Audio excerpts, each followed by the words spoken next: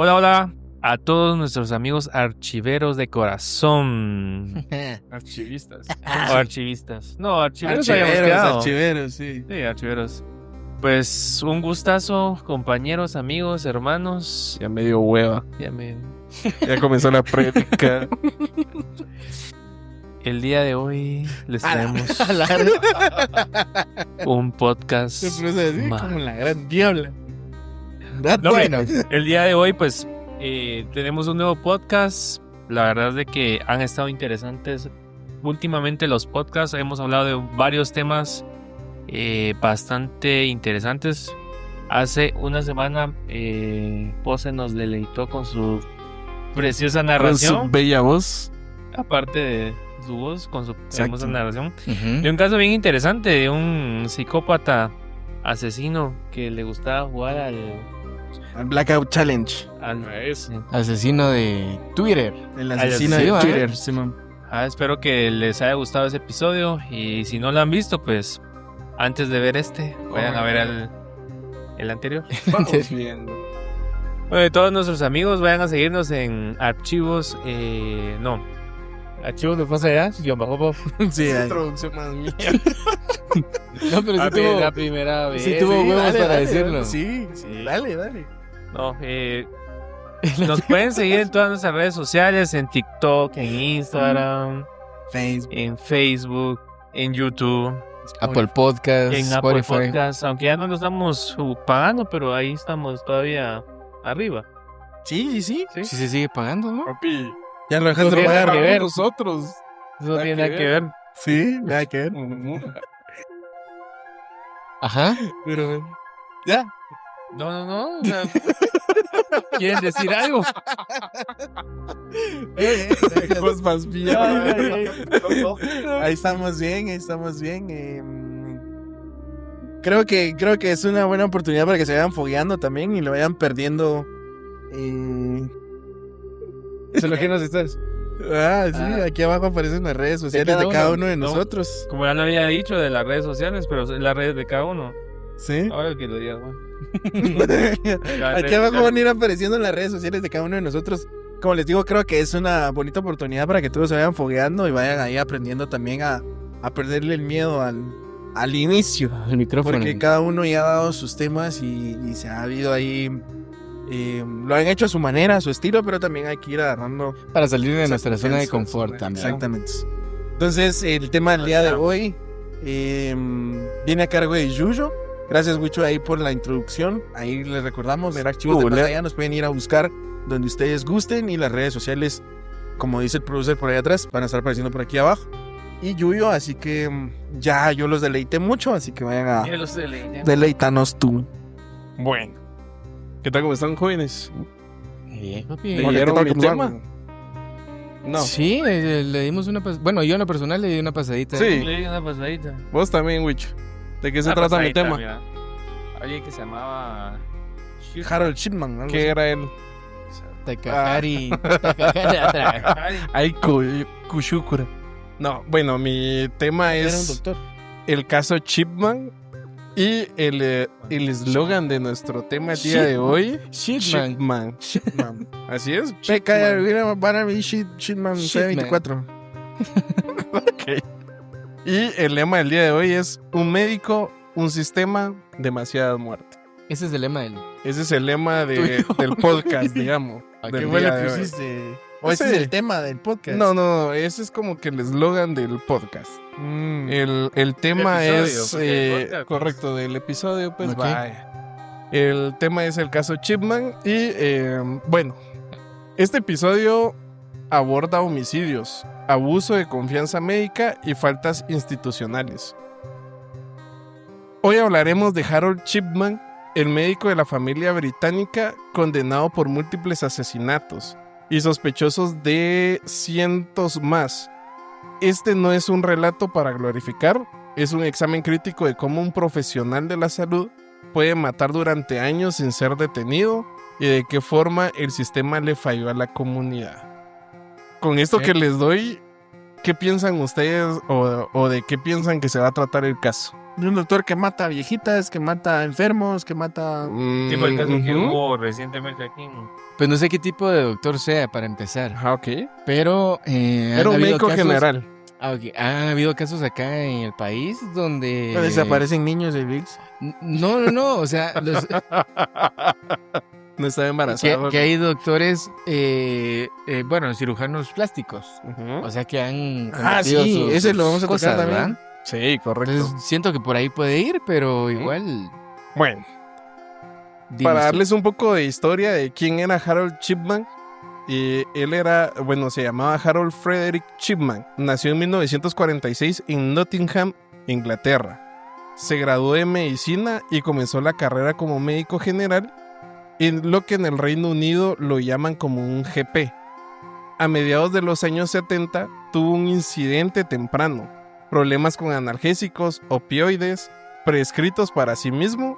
Aún así, tras una sanción y tratamiento, volvió a la práctica clínica. O sea, solo fue una sanción, un tratamiento. No le quitaron la licencia. Y ya.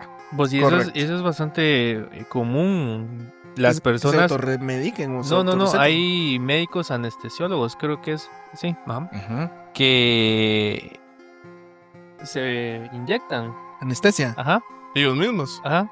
¿Ok?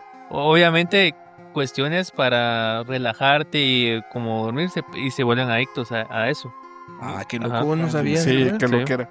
Bueno, en los años 80 y 90 se estableció en Hyde, cerca de Manchester. Primero en una consulta grupal y luego en su propia práctica. Tenía reputación de ser directo y para algunos pacientes eficiente, para otros distante y autoritario. Lo que destaca del caso Chipman no es un estereotipo del monstruo reconocible, sino lo contrario. Él era un médico aparentemente normal, integrado con una consulta estable que dominaba la burocracia de la medicina general británica. Psicológicamente, el patrón que veremos combina necesidades de control, frialdad afectiva y una autoimagen de superioridad profesional. No hay pruebas concluyentes de un móvil económico generalizado, aunque luego hablaremos de un testamento falsificado. La motivación de Chipman parece anclarse, más en el poder sobre la vida y la muerte, en el narcisismo y en la racionalización clínica. Entonces, para contarles un poco más de cómo operaba Chipman, él primero en la selección de víctimas dice que la mayoría eran mujeres mayores, aunque no exclusivamente. Casi siempre personas que no contaban con familia desde hace mucho tiempo, edad avanzada, enfermedades crónicas y el hecho de vivir solas o estar solas en el momento de la consulta facilitaban el patrón. El contexto de la muerte. Los decesos ocurrían con frecuencias tras visitas domiciliarias a poco después de ver al médico. Un rasgo repetido era la narrativa de la muerte tranquila, en casa, sentada en un sillón o sin lucha aparentemente. O sea, que ya era así como... pues, él mataba sin verlos sufrir porque según entiendo como que solo los inducía a la muerte, pero él se iba a la chingada. Yo escuché, bueno, no sé si escuché mal o entendí mal, luego de que los visitaba. O sea, ibas al médico, o sea, con él, y él que te daba una como visita luego a tu casa para ver cómo seguías, y ahí era donde los mataba o algo así seguramente. Sí, correcto. Sí, O ¿verdad? sea, él llegaba a las casas de las víctimas y ahí era donde después de salir él casualmente se morían las personas. Pues eso tendría que ser ilegal, ¿no? O sea, a menos de que te llame algún familiar como para... Por eso es un homicida, güey. No, pues, pero, o sea, no había nadie más en la casa con ellos. Por eso dice que en el modo operandi se buscaba como que personas que estuvieran solitarias Ya vi- o que ancianas. después de que, Ufa. o bueno, cuando él los tu visitara, por viejía. así decirlo, Qué rico. estuvieran solas, ¿va? O sea, por ejemplo, vos estás solo en tu casa, Entonces llamas al médico y te dice, pero mira, estás solo. Sí, va, ahorita llego. Entonces él llegaba y todo el rollo, te revisaba y después examen de posta, él salía y a los minutos o ese mismo día te morías, vos. Entonces casualmente te morías y no tenías como que signos de violencia, nada. Pues y aparte que era doctor, sabía de dónde. Sí, obviamente. Entonces el mecanismo letal era el uso de opioides potentes. ¿Qué son opioides? ¿Alguien sabe? Tú eres el farmacéutico. Vamos a darles un poco de cultura. Eres el drogadicto. Sí, los opioides prácticamente son los productos controlados que se les conocen así. ¿Qué, como anestesia? No. ¿Insulina, penicilina? ¿No? Y se le comenzó a llamar productos controlados por este doctor, precisamente. Y se comenzó a controlar el uso de los mismos por él. Los productos controlados son como los alprazolam, las olazapinas, que son los que te inducen a un sueño. Ketamina. La ketiapina. Y todos esos, o sea, Anfetamina. ¿Qué tú opinas? todo lo Anfetamina. que vos tomás para poder inducir a un sueño profundo. Entonces, hay mucha gente... Ah, y la pasinerva también es un opioide. No, la pasinerva no es opioide porque es natural. Ah, o sea, es químico. Todo lo que es químico que te induce al sueño. Entonces, ¿qué es lo que pasa? Que como es algo químico, te va como que volviendo adicto al mismo. Entonces ya hay gente que por eso se controla o se regula este producto acá en Guatemala, porque hay gente que ya lo usa sin una receta médica. Entonces, ¿por qué lo hace? Por Porque hay adicción. como se lo recetaron una vez y el doctor le dijo, mire, este mes va a tener usted este medicamento, pero como ya pudo dormir con ese medicamento, siguen buscándolo. Entonces, por eso es que hay una... Es como los antidepresivos. ley. Sí, también entrarían en estos Yo opioides siento que porque son productos Yo controlados. siento que toda medicina Es droga. ya Es se que puede todo es considerar una como droga. una droga. Todo es una droga. Va. Incluso ahorita Ahorita- les voy a dar un tipo de opioide que él utilizaba. No, ahorita me recordé cuando Shab dijo que cuando era chiquito creía que en las droguerías vendían Droga. vendían droga. Pero realmente sí venden droga, papi. Sí, pero O sea, sí legal. tenía razón. Ujú. Pero no se refería Lo a único eso. que son drogas controladas y legales. obviamente. ¿no? Qué estúpido soy. Bueno, en la opioide más común que él utilizaba era la diamorfina, que si ustedes se dan cuenta se parece a un la medicamento que se llama morfina, pero la diamorfina es una descomposición de la morfina que en pocas palabras es la heroína. Entonces digamos que ya era una droga, ¿va? Administrados de forma que pareciera un acto clínico legítimo. Y prácticamente no sabemos qué dosis ni qué vía le daba a los clientes, pero hay que entender que se valía de su acceso como médico y de la hora de legitimidad de un tratamiento para encubrir el homicidio. O sea, su modo operandi es, te iba a visitar, te inyectaba este medicamento que era la diamorfina, y después cuando él salía prácticamente vos morías por una sobredosis, obviamente de droga o de heroína. Pero como él era el doctor, él regresaba y decía, no, fue un paro cardíaco. O sea, fue Él mismo se algo legal. encubría. Exactamente, él se encubría estos homicidios. Y aquí les voy a ir dando un poco de la documentación que él hacía. Prácticamente él hacía los certificados de defunción. O sea, él mismo iba a tu casa, después regresaba y él firmaba los certificados de defunción. Firmaba causas plausibles como el infarto o fallo respiratorio en pacientes ancianos. Las cremaciones. Él estaba a favor de las cremaciones porque eso destruía la evidencia. Biológico. Pues y autopsias y todo eso no. En ese entonces, Pues sí, él era el doctor Era y él mismo cremación. decía- en ese entonces, o sea, lo vamos a ver un poco más adelante, pero en ese entonces el médico era como la autoridad. Entonces digamos que si él firmaba, ¿Todavía? si él firmaba la defunción, él mismo dictaba que se fueran a cremaciones, De una vez. no hacían Sí. todo esto de... Sí, todavía Qué bueno que son... la medicina ha cambiado. Sí. Yo siento que los Por médicos son este tipo de considerados todavía personas. como autoridad. Sí, pero Eh, ahora ya tiene más hay control. defunciones, ya... todo ya por está aparte. todo esto. Antes de hacer una cremación, ellos mismos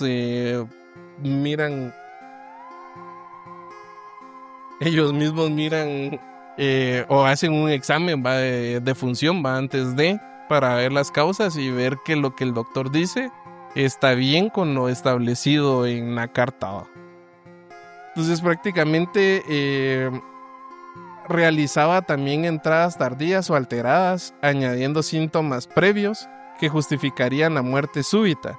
En palabras llanas, escribía su guión después del desenlace. O sea, él mismo iba, mataba y después él mismo hacía como que su historia de qué había pasado con el paciente, qué síntomas tenía, y por eso era que le gustaba que estuvieran solas, ¿va? Porque él mismo, por ejemplo, tal vez la paciente solo tenía dolor de cabeza, pero él decía, no, es que ya se miraba agotada, es que ya se miraba pálida. Ajá, o sea, obviamente él mismo hacía como que la historia de las muertes, ¿va? En el ICE desaparece todo. Hasta la deuda de Van Traub. Las muertes se agrupaban en picos temporales, con tasas muy por encima a otros médicos de su área. No era azar. ¿Eran todos, pues? Correcto. No era azar, era un exceso estadístico, que visto en otra retrospectiva, gritaba que algo andaba mal, pero nunca fue descubierto. No, o sea, sí fue descubierto, pero más adelante. O sea, ajá, en este momento, digamos, no fue descubierto. ¿va? Pero esto, o sea, estás hablando que antes, pero ¿qué tan antes? O sea, ¿qué año fue esto? Esto fue en 1970 y 80, decía. Entonces, ahorita vamos a entrar a cómo él fue descubierto. O sea, papi, pero viéndolo desde un punto de vista, no sé si tienes más información ahí sobre lo que voy a decir, pero era algo que tal no vez... lo leíste, ¿va? Bien, papi, pero no quiero quitarle créditos ahí. No, pues, o sea, era una... ¿Cómo ven ustedes? O sea, eran ancianos, ya gente anciana. Que seguramente ya estaban como que ya... En sus últimos. Ajá. Eso era lo que lo hacía menos evidente. Y aparte, era una muerte, se puede decir así. Natural. O sea, no sin sufrimiento. Sí. O sea, pues decís que le estaba haciendo un paro a la gente. Pues yo lo veo así. Esto. Por eso yo. Para médico, ¿qué haría? ¿va? Sí, tío. Bueno, vamos a entrar un poco a la grieta en la historia. Controversial ese punto de vista, pero yo creo que válido. Es válido porque así como nuestro sistema de salud no nos vayan a... bueno, como el IX. necio. Prácticamente sin se han eso. Escuchado temas así, o sea, no es que hagan eso, sino que tenés un anciano y a una persona de 30 años le van a dar más prioridad a esa persona, pues. No, de hecho sí es así. O sea, pues, lo que pasa es que también si lo vemos desde las teorías, no sé si ustedes escucharon alguna vez que la teoría del coronavirus, que eso fue para venir a eliminar a mucha gente por la sobrepoblación que había, y la mayoría de gente que se iba a morir eran los ancianos o los que tenían alguna enfermedad crónica. Entonces realmente si lo vemos desde ese punto de vista, como dice Huicho, si vos vas al IX, vos sos un joven de 30 años, obviamente tenés una vida por delante muy próspera. Y tenés como que una larga vida a alguien que ya lleva con 75, 80 años, que ya sabes que le queda poco, que ya vivió mucho. Incluso también pasa mucho, no sé si ustedes se han dado cuenta, cuando hay ataques armados, que el que queda herido, digamos, es el que atacó a la persona, o sea, el criminal, por así decirlo, queda herido y todo eso. Si se dan cuenta, cada vez que entra al hospital, muy pocos de ellos sobreviven. Siempre dicen así como que a la entrada del hospital se murió, porque no les dan como que esa prioridad que tuviera una persona que no está haciendo nada, pues. Claro. Entonces, digamos que vivimos en un sistema todavía arcaico. Sí, que eligen a quién darle prioridad médica y a quién no. A mi punto de vista. Sí, controversial, como dijo Huicho, porque nosotros estamos pensando esto, pero porque no hemos pasado como algún abuelo o algo así esté malo en este momento. Correcto. Sí, es que vamos a eso también sería porque otros ¿qué 20 tan, pesos. ¿cómo se llama esto? ¿Qué tan ético es hacer eso? O sea, porque ellos como médicos hacen el juramento de salvar vidas sobre cualquier cosa, pues. Entonces, ¿qué tan ético es decidir vos quién muere. Pero quién... Lo que pasa es que ¿A quién también le das tenés que prioridad? ver la sobrepoblación. no, aparte Sí, de pero eso, se cuidar entendería insumos. eso en casos de emergencia, ponerle Papi, extremos, pues, pero... te llegan 10 que van dependiendo de su vida, o sea, 10 ya graves. No vas a salvar a los 10. O sea, Pero- vas a tratar de salvarlos, pero no Lo que vas a decía, lo que salvar a decía los Jos, 10. es En que el es ICE trabajo que a ellos no desaparece. les corresponde. O sea, es trabajo que no les corresponde a ellos. O sea, si está pero es que- sobrepoblado el país, pues Pero eso ya es que nos- tal vez no se hagan abasto, papi. No, yo decía insumos, o sea, hay que aprovechar También. los insumos porque no hay pues, suficientes, pues. Eso estamos hablando en nuestro Ah. país, pues obviamente allá era Inglaterra, es una de las potencias, ¿verdad? Entonces, bueno, la historia que causó que lo descubriera. Prácticamente esto comienza en el año 1998 con Kathleen Grundy. Ella era una exalcaldesa local y murió en su casa. Exalcaldesa, perdón. Excaldesa. Exalcaldesa. Como que fuera caldo. Caldo de pata, qué rico. Era una exacaldesa Bueno. local. Ella murió en su casa tras ver a Chipman. Su hija era abogada y encontró un testamento reciente que dejaba casi todo a su médico. Sonó la alarma. Ella exhumó el cuerpo y en el análisis le revelaron opioides incompatibles con una muerte natural. O sea, ella fue aparte la de primera quería que dijo, quedarse "Ok". con todo. Sí, es que, o sea, si tenés una hija, ¿cómo le vas a dejar todo a tu Sí, doctor? ahí va? sí ya la Es- cagó. Sí, ahí, pendejo. Sí. Esta es la historia conocida donde lo atraparon, pero no sabemos, por lo mismo de que la gente estaba sola, no sabemos si lo hizo Ajá, muchas veces, ¿no? con qué tantas cosas se quedó. Ajá, pues, con qué exactamente. tantas cosas se quedó. O sea, al final ya Sí, era su- descubrimos como que un objetivo por el cual él hacía Él todo hacía esto. eso. No, ahí ya se puso interesante. Ujú. la cosa. Entonces, bueno, le encontraron opioides incompatibles a lo que él había declarado que era una muerte natural. La policía reabrió decenas de casos, comparó certificados, horarios, historiales y descubrió un patrón. El médico que estaba presente o acababa de estarlo era Chipman. Cuando sus pacientes morían y sus expedientes justificaban la sorpresa con notas posteriores, la acusación sumó múltiples homicidios y falsificación de documentos. O sea, ya estamos hablando aquí que ya son múltiples falsificaciones de documentos. Ujú. O sea, Sí se puede saber con no cuánta- fue solo él, no fue solo la ex alcaldesa. ¿Sí? Entonces, para ir entrando un poco al juicio y condena de Chipman, a inicios del año 2000, Chipman fue declarado culpable de 15 asesinatos y falsificación relacionada con el testamento de Grundy. Recibió una cadena perpetua sin posibilidad de libertad. Años después en prisión, él se quitó la vida y en el proceso judicial que nunca se cerró, abrió la puerta a la Chipman Inquiry, una investigación pública monumental. El Chipman Inquiry dice que está dirigida por la jueza Dame Janet Smith, que revisó miles de historias clínicas certificadas y datos estadísticos. Concluyó que las muertes atribuidas a Chipman eran al menos entre 215 y podrían haber superado las 250. Qué chingo de maras echó ese doctorcito. Pues fueron casi 20, 25 años haciendo eso, ¿no? Es más o Exactamente. menos. Una por año. O sea, a mí lo que ¿25? No, No, son 200, 250, 15. perdón. No, pero, a 250, digamos, son 10 por año, más o menos. sí, 10 por año. pero- Más o menos. Entonces, a mí lo que Pero me voló igual, la qué chingo de cabeza, mara. Una al mes. Ya es sí, bastante. más o menos. Y es bastante. Y todos pensando así. Haciendo números. Ah, sí.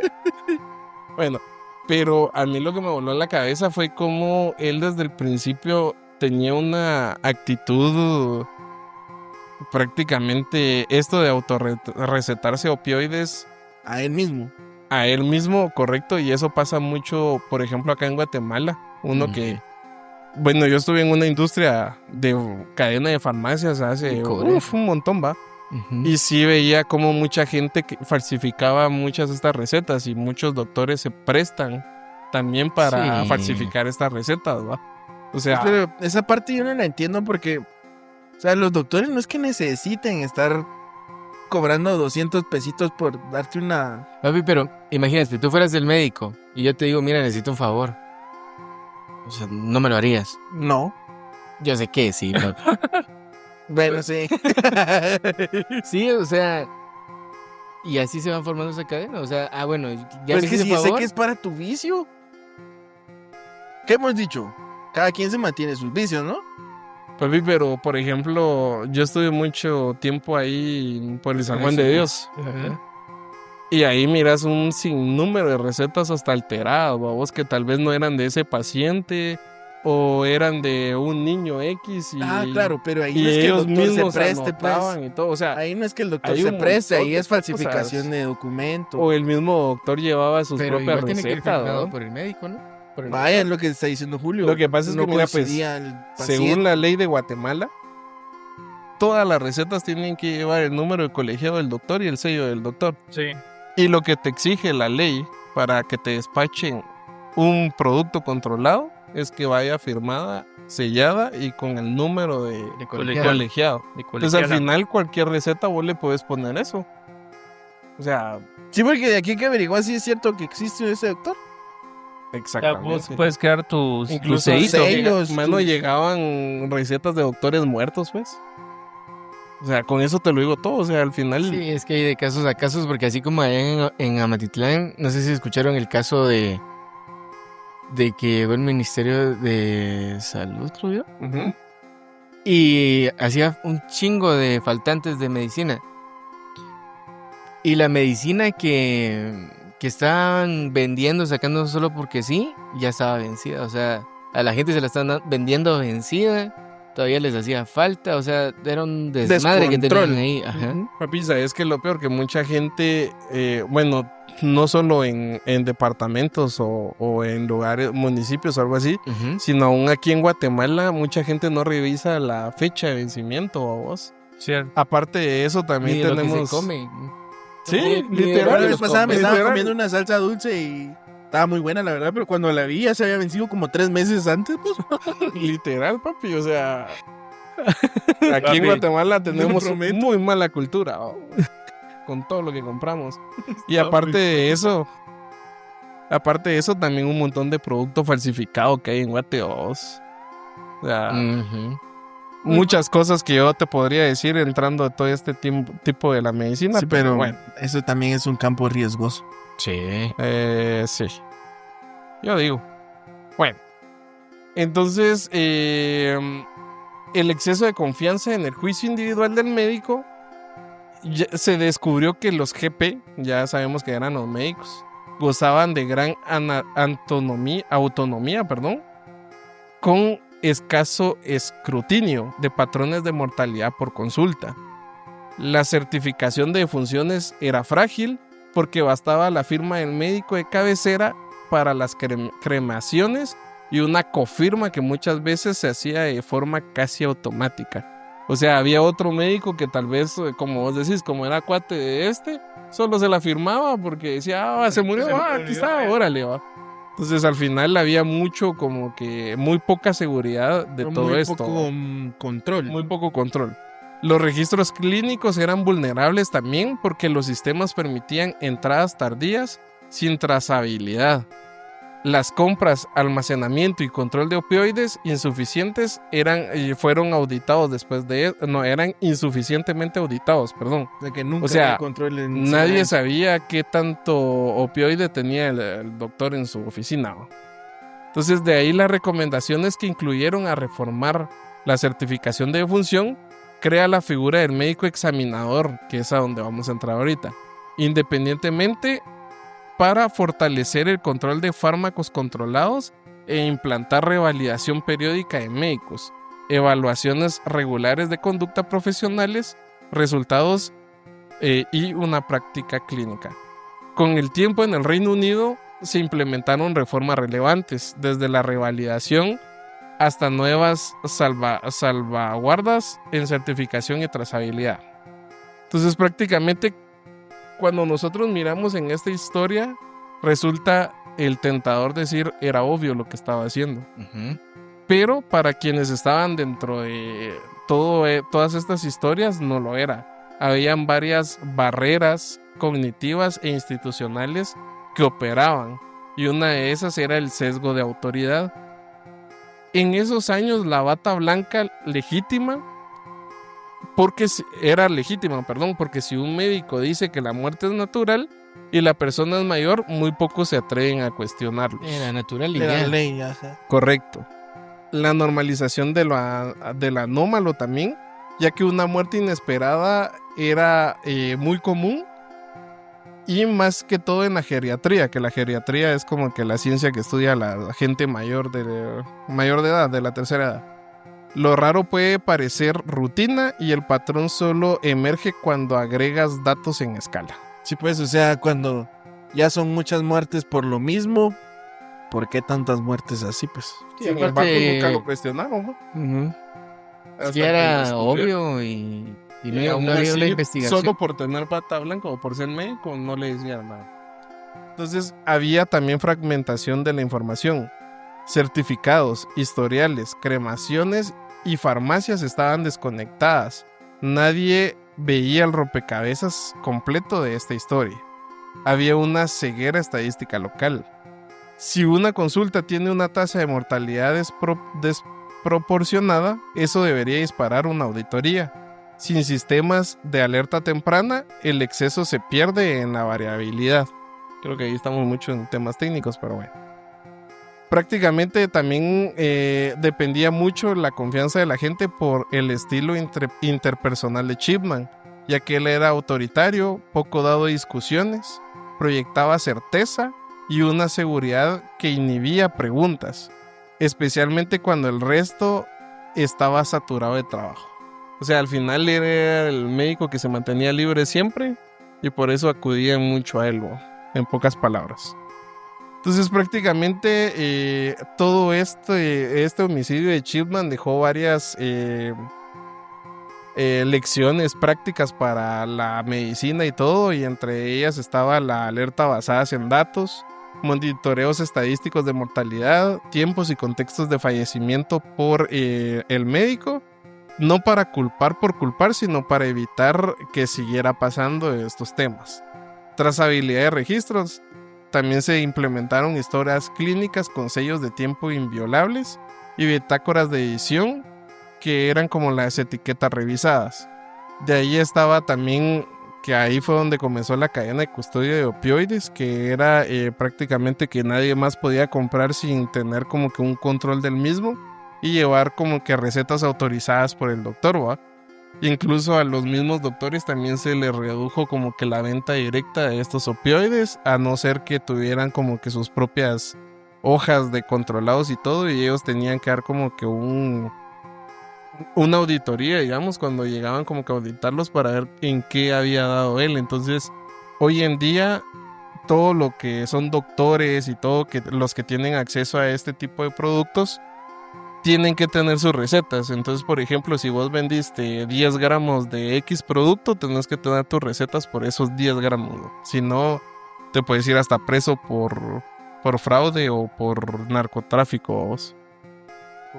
Tan así estábamos. Entonces, prácticamente el efecto Chipman, tras el escándalo, se habló del efecto Chipman. Chipman. Chisming. Médicos más recientes. Los médicos se hicieron resistentes al uso de opioides, incluso cuando estaban indicados. Es comprensible el péndulo, pero peligroso. El objetivo no es dejar de tratar el dolor, sino tratarlo bien y con controles. Entonces, prácticamente, a menudo se dice que las estadísticas esconden personas. Aquí cada número de una vida con historia, nuestro deber es doble: honrar esa memoria y construir sistemas que hagan imposible que estas historias se vuelvan a repetir. Qué loco va porque desaparece gente. Qué loco va porque pónganle también hay una no sé en qué país, creo que es en Ecuador. Es que me salté muchas cosas porque ya era muy... Eso estaba muy técnico. Ajá, estaba muy técnico y también entraba mucho a otros temas que es mejor no tocar. Qué intriga. pero voy a lo mismo de que curioso porque creo que es en Estados Unidos y en Ecuador hubo una enfermera que asesinaba a niños de la misma manera. O sea, llegaba, les administraba un medicamento y se morían. O sea, como estas personas que han jurado el salvar vidas las quitan, pues, o sea, es bien riesgoso, me imagino yo, de tal vez tanto tiempo estar en jornadas abruptas de 48 sí, por pero 7. no por eso vas a venir a... Claro. No estoy justificándolos, pero se tiene el acceso más Por fácil ahí a es ese rollo. Incluso también hay historia de una enfermera que mataba a la gente para después revivirla. Así de loca. De repente vamos a tocar ahí el tema de esta enfermera, pero ella dice que los mataba con tal de después revivirla, y dice que así también hizo bastantes homicidios porque hubo a mucha gente que no pudo revivir, ¿o? Hasta que se dieron cuenta que obviamente solo con ella pasaba este tipo de En su cosas. turno. Ajá, Sí, yo creo que en su sí. turno. Un tipo Takahiro Shumachi. Takahiro Sakamoto. Pero bueno, excelente. Entonces, a los que son doctores y saben de esto, discúlpenos si dijimos algún término malo. Bueno, fue Yuyo. Pero fue A ver si nos miran. Pero fue lluvio. A ver si tienen tiempo en lugar de ir a operar. Yuyo el farmacéutico. Entonces, creo que hasta aquí quedamos entonces con el caso del día de hoy. No sé si quieren ustedes comentar algo rapidín. Lluvio, pon tu farmacia. Bien. Para que nos vendas opioides. No puede. No, pues interesante lo que estaba diciendo Yuyo, porque hasta dónde llega o puede llegar tu malicia teniendo un poco de poder, ¿va? Porque en ese tiempo, como decía Yuyo, un doctor era como que la máxima autoridad, o sea, decían, firmo, sello y ya, pues yo hago desmadres, ¿va? ¿Quién iba a decir algo? Increíble, pero qué bueno que se pudo regular todo ese tema. Exacto. Y volvemos a lo mismo, que son temas... Regular porque sigue pasando. Sí. O sea, hay casos que siguen pasando. O sea, aquí sabemos de un caso de alguien que entró a una cirugía plástica y no salió vivo, ¿no? Sí, también, o sea, creo que falta regulación en el sentido de controlar ese tipo de médicos que son estéticos, no que son generales, sí. por así decirlo. Pero si son estéticos, creo que también la gente corre el mismo riesgo haciéndose una cirugía estética que una cirugía... Todas las clínicas también que son ilegales, pues. O sea, todas las que practican desvivimientos de vidas de un feto y todo eso.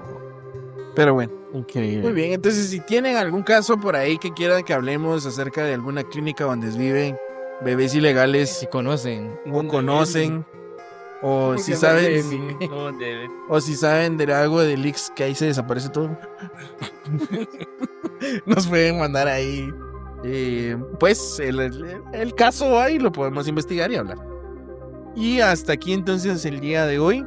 Nuestras redes sociales van a seguir apareciendo aquí abajo, igual las de nuestros patrocinadores oficiales, que es plb.gt, los del humito.